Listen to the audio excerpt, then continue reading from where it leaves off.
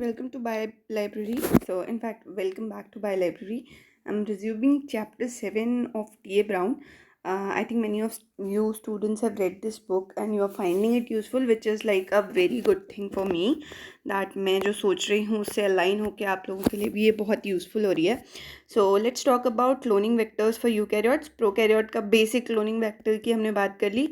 So, just because हमें eukaryotes में complexity भी ज़्यादा है एंड साइज़ भी ज़्यादा है, तो वी नीड समथिंग जिससे हम क्लोनिंग इसको एफिशिएंटली कर पाएँ, राइट. और बहुत सारी शॉर्टकमिंग्स भी हैं कि ऐसा तो नहीं है आप सीधे ही यूकैरियोटिक जीन प्रोकैरियोट में एक्सप्रेस कर सकते हो. बेसिक डिफरेंसेस हैं जिसकी वजह से उनकी क्लोनिंग क्या उनका जो पहला लेवल पे ही कॉम्प्लेक्सिटी अराइज हो जाती है. तो आप कहीं भी ये नहीं सोच सकते okay fine I will use prokaryotic vector for it. ठीक है.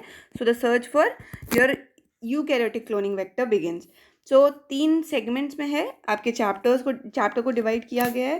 That is vector for yeast and other fungi. We all know कि ईस्ट के पास 2 माइक्रोन वाला जो प्लाज्मिड होता है that is well used as a cloning vector. फिर cloning vectors for higher plants, क्योंकि हायर प्लांट्स में हमें ईल्ड की नज़र से देखना था. We wanted to improve the yield. We wanted to improve कि वो जो प्लांट फेस कर रहे हैं लाइक डिजीज़ वाली कंडीशंस वो ना हो. So for higher plants and then finally cloning vectors for animals, जहाँ पे कि एनिमल वाली डिजीज़ का हमारे पास क्या आ जाएगा कि हमें इनको क्योर करने के लिए या एटलीस्ट इनको सबसाइड करने के लिए काम करना है या हैंडल करना है एनिमल्स को, तो हमारे पास आएंगे क्लोनिंग वेक्टर्स उनके. So most cloning experiments are carried out with E coli as the host. पता है हमें कि अभी तक बैक्टीरिया ही चल रहा था. And the widest variety of cloning vectors are available for this organism, right. बहुत छोटा सा है इसलिए भी. E. coli is particularly popular when the aim of cloning experiment is to study the basic features of molecular biology, जैसे कि gene structure and function. जब हमें ये 2 चीज़ें पढ़नी है, बहुत ही बेसिक चीज़ें पढ़नी है, तो E. coli जो है वो फैसिनेटिंग हो जाता है या पहली प्रिफरेंस हो जाता है. लेकिन however under some circumstances it may be desirable to use a different host for a gene experiment. कब? This is specially true in biotechnology. अभी हम चैप्टर 13 में जब जाएंगे तब पढ़ेंगे. With the aim may not be to study a gene. अगर आपको सिंपली एक इंटरव्यू में पूछा जाता है कि आप कब जो है प्रेफर करते हो कि आप इकोलाई यूज़ करो और आप कब नहीं प्रेफर करते कि आप इकोलाई यूज़ करो, तो ये आपके आंसर्स हैं.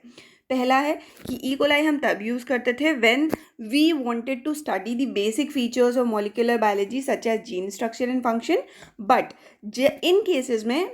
उन केसेस में जहाँ पे आपकी aim may not be to study a gene but to use cloning to obtain large amount of an important pharmaceutical protein. For example, हमें अभी हार्मोन और इंसुलिन की बात, हार्मोन्स लाइक इंसुलिन की बात तो हो ही गई है यहाँ पे. तो जब ग्रोथ हार्मोन की बात आप देखना, initially we use to like हमें उसमें ना बहुत ज़्यादा कैपिटल भी इन्वेस्ट करना पड़ता था. ना I think gallons of bacteria would be used अगर आप उसको कोशिश करते थे कि बैक्टीरिया से निकालो.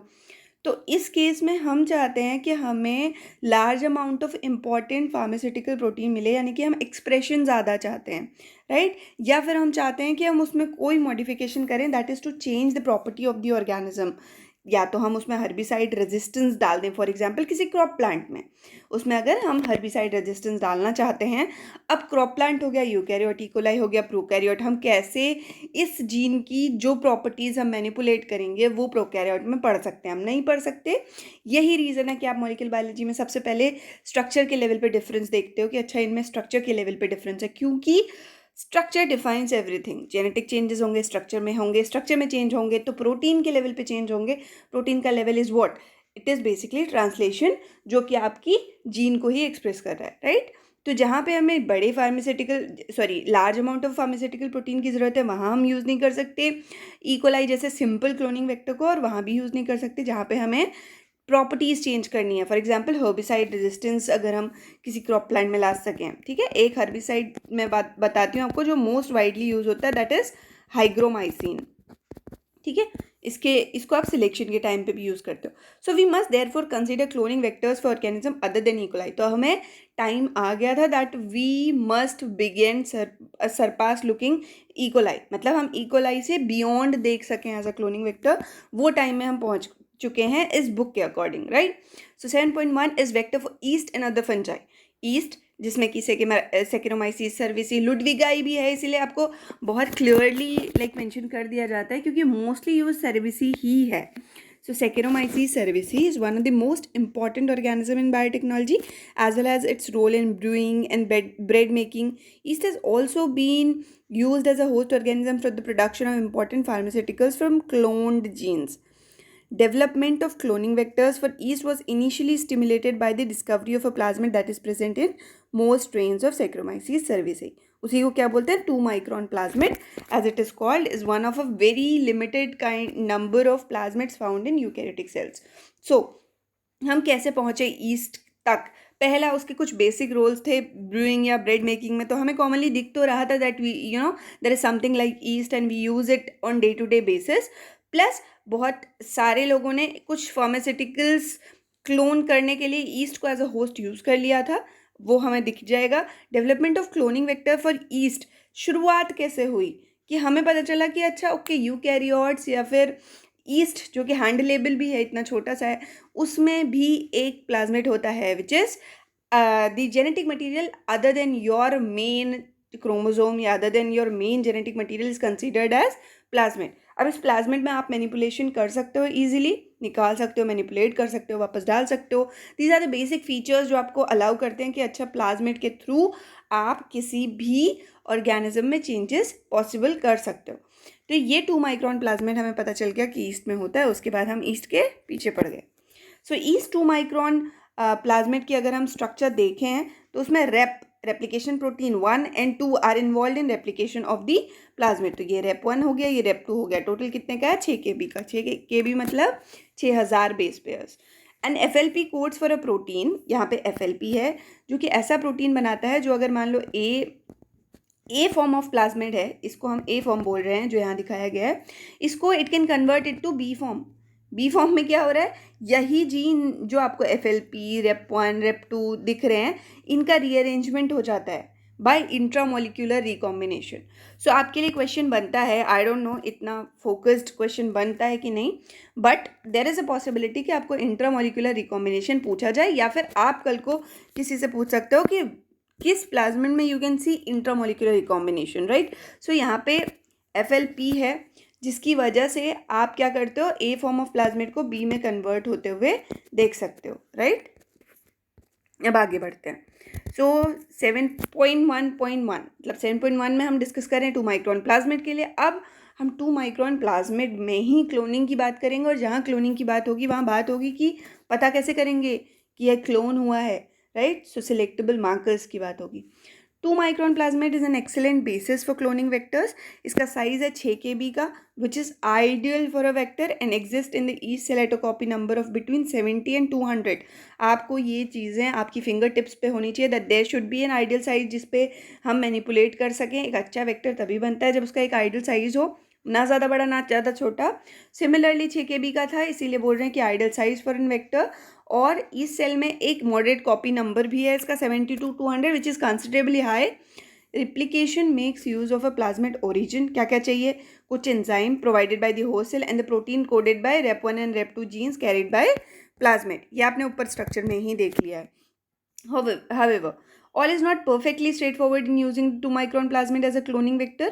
क्यों इतनी लाइक सिंपल प्रोसेस नहीं है, ये बोल रहे हैं कि हम 2 माइक्रॉन प्लाज्मिड को जस्ट लाइक दैट यूज़ कर लें. नहीं, first there is a question of a selectable marker. पहले पता तो होना चाहिए कि हम पता कैसे करेंगे. Some yeast cloning vectors carry genes conferring resistance to inhibitors such as methotrexate and copper, but most of the popular yeast vectors make use of a radically different type of selection system.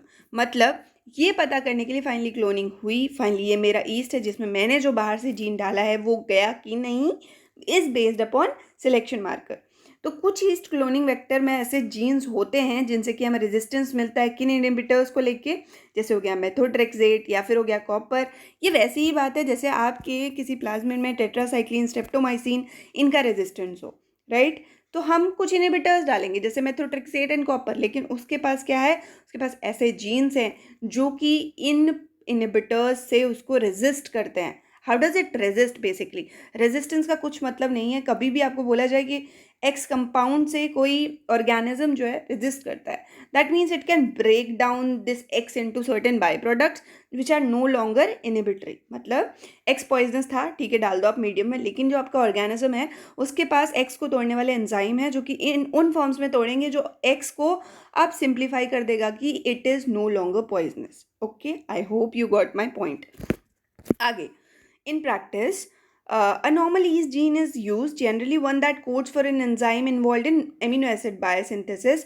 ये बोल रहे हैं कि although हमारे पास methotrexate and copper को जो resistance provide कराते हैं, वैसे इनहिबिटर्स से भी सिलेक्शन करने का तरीका मौजूद है, लेकिन we go to a radically different type of a selection system. हम दूसरा सिलेक्शन सिस्टम यूज़ करते हैं जो कि क्या है, ल्यूसीन बेस्ड है, ल्यू2 बेस्ड है।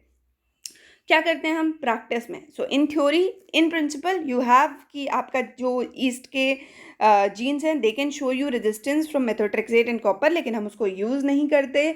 मोस्ट पॉपुलर ईस्ट वेक्टर्स में we use a radically different strategy which is of what, which is using an enzyme that codes for an enzyme involved in amino acid biosynthesis. An example is the gene LEU2, which codes for beta isopropyl malate dehydrogenase, one of the enzyme involved in conversion of pyruvic acid to leucine. So pyruvic acid to leucine की pathway एक बड़ी सी pathway होगी। यहाँ पे एक enzyme use होता है which is this beta isopropyl maleate dehydrogenase, और इसको कौन कोड करता है? एक जीन कोड करता है LEU2। प्लीज़ माइंड गाइस, फिर से आपको ये देखने की ज़रूरत है कि ये जो है ना, ये कैपिटल लेटर्स में लिखा है, तो आप देख लो जो जीन है उसे कैपिटल लेटर में लिखा है, राइट? मैंने आपको ऑलरेडी शॉर्ट्स में बताया भी हुआ है कि जो नॉमेनक्लेचर है उसमें आप जीन के लिए क्या लिखते हो और प्रोटीन के लिए क्या लिखते हो। So if you are interested in molecular biology research, उसको तो आपको याद रखना ही रखना है। देयर इज़ नो लाइक, उसका कोई ऑप्शन नहीं है आपके पास दूसरा। In order to use LEU2 as a selectable marker, a special kind of host organism is needed, right? The host must be an auxotroph mutant that has a non-functional LEU2 gene। सुनने में बहुत बड़ी चीज़ लग रही है। वो बोल रहे हैं कि अभी हमने बता दिया कि LEU2 जो है वो beta isopropyl maleate dehydrogenase enzyme बना रहा है। आप मेरी बात को बस सुनते रहो, अपने दिमाग में इमेजिन करो या on a blank sheet of paper imagine करो। सो ये एक एंजाइम कोड कर रहा है जो कि पायरुवेट से ल्यूसिन की कन्वर्जन में हेल्प कर रहा है। अब हमें एक ऐसा ऑर्गेनिज्म चाहिए जिसमें एक क्लोनिंग हो, लेकिन वो ऑर्गेनिज्म जो है ऑक्सोट्रॉफ हो, यानी कि उसमें ल्यूसिन बनाने की कैपेबिलिटी नहीं हो, उसमें ल्यूसीन जीन जो है वो नॉन फंक्शनल हो। ऑक्सोट्रॉफ को बोला जाता है, ऑक्सोट्रॉफ वो होते हैं जिनको एक स्पेशल चीज़ चाहिए मीडियम में such that they can grow. That means वो स्पेशल चीज़ वो होगी जो उनमें लैकिंग है।